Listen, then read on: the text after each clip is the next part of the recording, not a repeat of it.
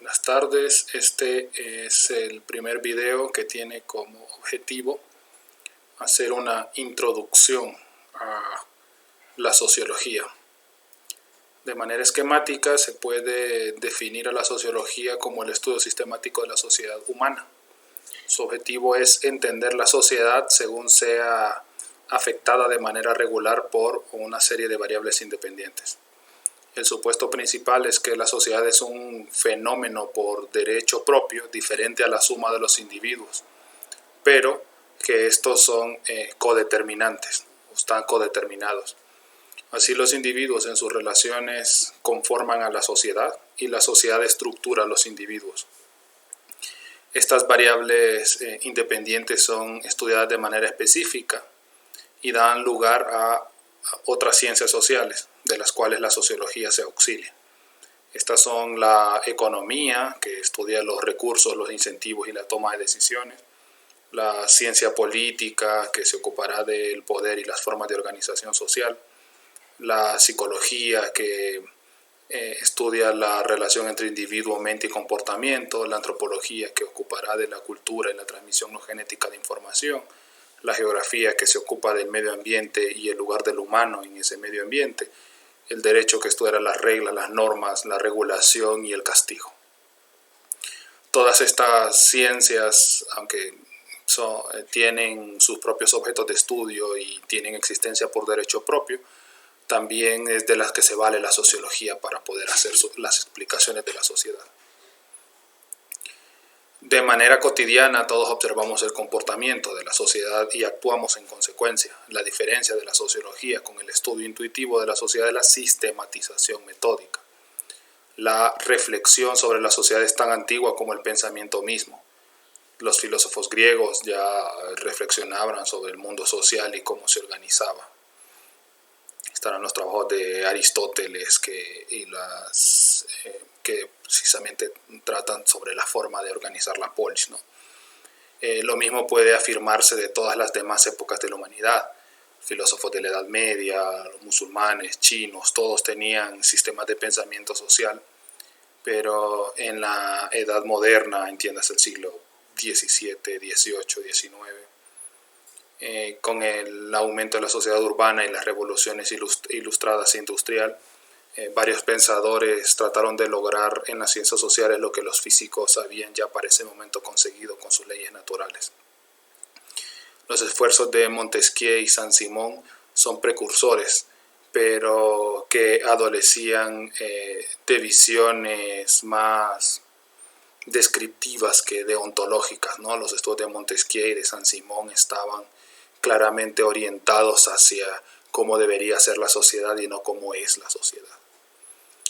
Luego hay una especie de etapa de transición en la cual podemos mencionar de inicio a Comte con su aporte del propio neologismo de la palabra sociología y la introducción de una idea de variables básicas que explican las trayectorias sociales, relaciones entre dinámicas y estáticas sociales, lo que permanece y lo que cambia.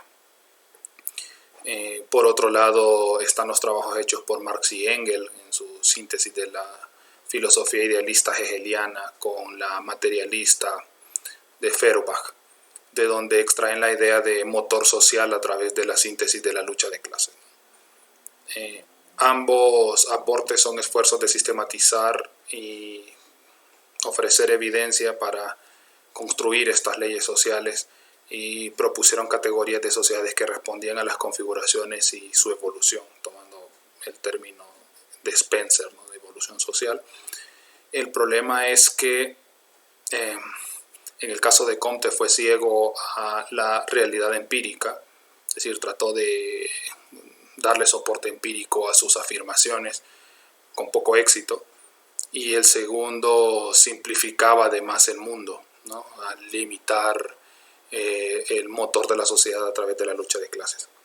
Ambas visiones tenían una idea de devenir extrasocial, ¿no?, una teología social. Tanto la visión positivista de Comte, que pues había establecido etapas previas de la sociedad y una sociedad que se iba a mover hacia una sociedad positiva, y en el caso de los marxistas, que tenían una serie de etapas anteriores en las cuales asumían de que se iban a mover hacia, por ejemplo, una sociedad socialista de manera mecánica. Estas son visiones más teleológicas de la sociedad que descriptivas. Por supuesto, esto no niega los méritos, pero fue otro pensador quien mostraría la forma en que la sociedad afecta y es afectada por el comportamiento concreto de los individuos. Este autor es Emil Durkheim, quien mostró lo que sería el verdadero estudio sociológico de la sociedad. Durkheim, para probar esto, estudió un fenómeno que a primera vista podría verse como enteramente individual: el suicidio. Mostró cómo las fuerzas sociales y la forma en que los individuos se insertan en la sociedad afecta el comportamiento que tienen estos. Si esta fuerza es objetiva, no dependerá del individuo por sí mismo, sino de una categoría, y su respuesta será predecible, al menos de manera probabilística. En este trabajo, Durkheim muestra cómo las personas, según estaban integradas o no a la sociedad, decidían quitarse su propia vida, y cómo habían unas determinadas variables como la pertenencia al conjunto religioso o asuntos muy tempranos al respecto de la desigualdad podían afectar la decisión del individuo, pero todas estas eran variables completamente sociales que estaban afectando la decisión de un individuo de acabar con su propia vida. Otro autor contemporáneo era Max Weber, quien introduce la idea de acción social, entendida como el reconocimiento del otro a través de la interacción y la codificación social, y no por la acción en sí misma. Es decir, una acción que realizan dos o más individuos solo tiene valor sociológico en el sentido de que esas acciones están enmarcadas en un contexto de interacción, y en el cual ambos individuos están configurando o tratando de predecir las acciones del otro con base en determinados códigos preestablecidos, ¿no? Determinadas formas de entender el comportamiento de los demás. Otro aporte conceptual de Weber también es la introducción de los tipos ideales o categorías puras, que sirven para comparar la realidad contra ellos y evitar perderse en los relativismos, ¿no? Un tipo ideal será una forma conceptual extrema contra la cual nosotros compararemos las categorías que veamos en la realidad, y entonces estas categorías de la realidad serán todos los elementos que quedan fuera de ese cajoncito conceptual.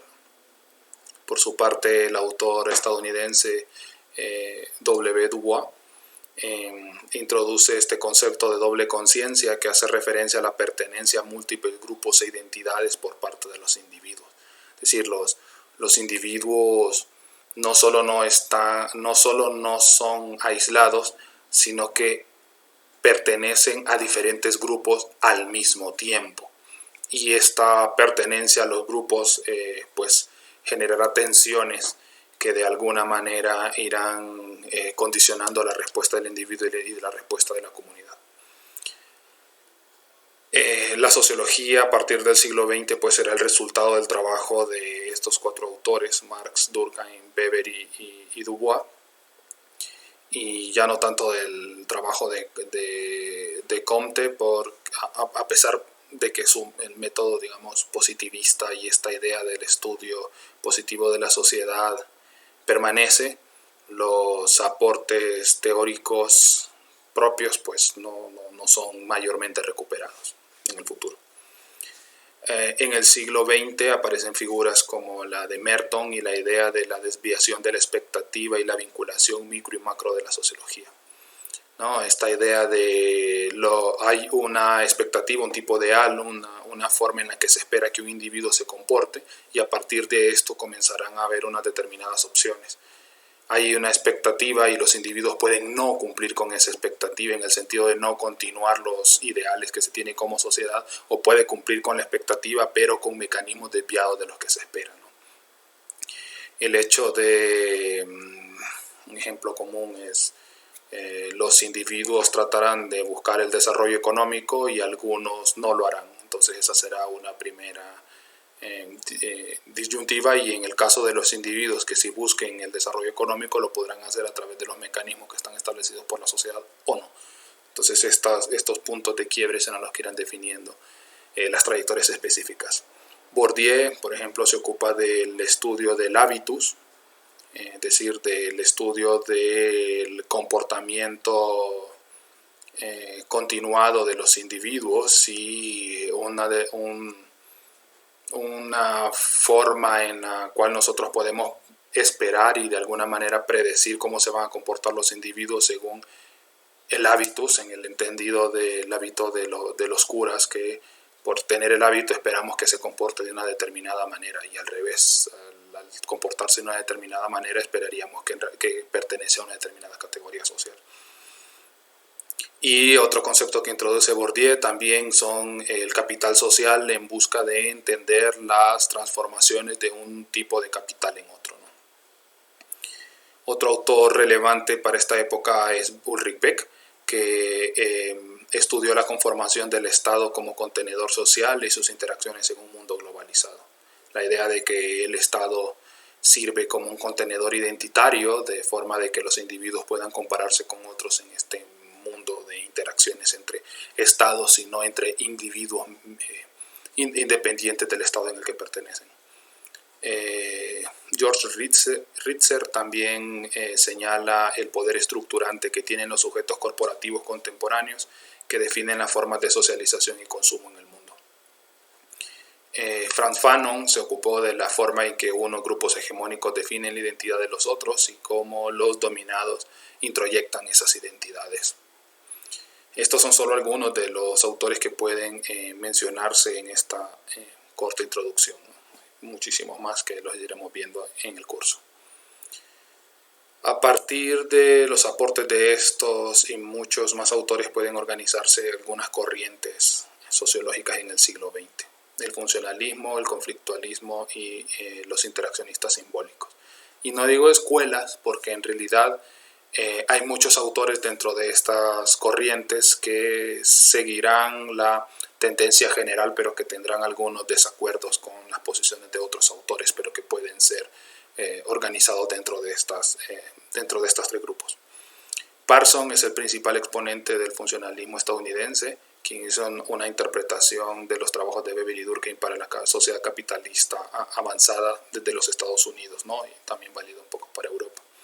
El postulado fundamental es que hay elementos funcionales y disfuncionales para el sostenimiento de cada sociedad, y que se tenderá a la preservación de los funcionales y se eliminarán los disfuncionales, ¿no?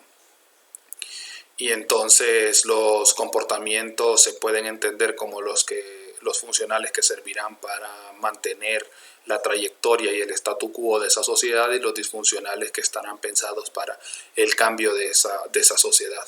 Obviamente, para la visión funcionalista no pueden permanecer durante mucho tiempo comportamientos disfuncionales, los cuales serían inestables, ¿no? Entonces la sociedad tenderá a procurar estos comportamientos funcionales para su sostenimiento a largo plazo. Para la siguiente corriente, en el caso de los conflictualistas, las relaciones sociales están marcadas por los conflictos producto de la pertenencia real o imaginaria a grupos con intereses y como visiones opuestas. Estas diferencias pueden ser de clase, de etnia, de género, de religión. Para esta corriente, el grupo que tiene el control impone a los demás formas de vivir y define lo que es correcto o incorrecto. Así el motor de la sociedad será el conflicto y su síntesis. Ya no esta visión marxista inicial de solamente el conflicto de clases, sino un conflicto que ya tendrá que ver con la pertenencia étnica, la pertenencia racial, los grupos, el género al que se pertenezca, incluso la propia identidad religiosa. En esta corriente están los trabajos de marxistas como Gramsci o algunas autoras que podríamos llegar a llamar como protofeministas, como es el caso de Wells Barnett. Para los interaccionistas simbólicos, por otro lado, las relaciones sociales están mediadas por símbolos lingüísticos y culturales. Así quienes interactúan no son las personas como sujetos aislados, no son las personas como objetos biológicos, llamémoslo, sino componentes de un sistema de signos, ¿no? Los individuos solo pueden interactuar entre ellos a partir de que existen una serie de códigos y signos de interpretación común en los cuales podamos organizarnos y podamos insertarnos en ellos y podamos de alguna manera predecir y decodificar lo que esa categoría simbólica significa. En estos encontramos autores como Mead y Goffman como algunos de sus principales exponentes. Ahora, estas tres corrientes que he mencionado antes son las que se le podrían llamar modernas, pero a partir de los trabajos de Lyotard y de Deleuze se organiza una respuesta posmoderna que cuestiona los supuestos de racionalidad e impersonalismo de estas corrientes en las cuales los individuos simplemente pertenecen a categorías y que no tienen una realidad objetiva por sí misma. A partir de estos grandes relatos universalistas y la pretensión de objetividad, los posmodernos resaltan la subjetividad y el relativismo del conocimiento social. Foucault, Bauman, Agamben son algunos de sus exponentes. Vale la pena mencionar que las críticas posmodernas también tuvieron su respuesta de autores modernos, neomodernos, como Habermas y Adorno de la Escuela de Frankfurt. Si el individualismo y relativismo posmoderno son mejores o no para dar cuenta de la realidad, es una discusión que hay que desarrollar. Lo que sí es cierto es que develó relaciones sociales antes ocultas para la discusión moderna y en ese sentido ayudó al avance teórico.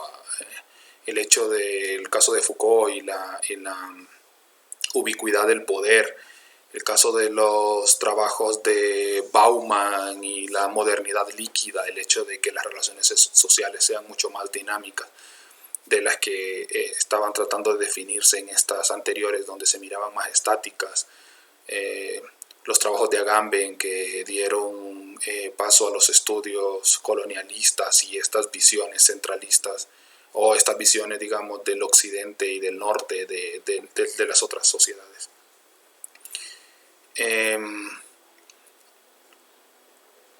La sociología pues estudiará también fenómenos sociales como la religión, la desigualdad, la globalización, la educación, la cultura, etc. En tanto sirven como variables o escenarios en los cuales se materializan las relaciones sociales y pueden explicar el desarrollo y estado de una sociedad concreta y, ¿por qué no?, del conjunto de la humanidad, si se pudiera llegar a hacer una sociología del género humano. Bueno, y para algunos incluso una sociología del género humano en relación con otras especies no humanas, ¿no? De cualquier manera, esta clase utilizará las herramientas teóricas y metodológicas de la sociología para estudiar, describir, explicar y entender, en nuestro caso, la sociedad hondureña contemporánea. Y es esta sistematización lo que diferencia a la sociología del editorial o de la opinión espontánea. Al final, el objetivo es que culminen el curso con estas herramientas, estos conceptos, para los cuales puedan hacer un estudio más sistemático y objetivo de la sociedad hondureña y podamos superar la etapa de la opinión subjetiva.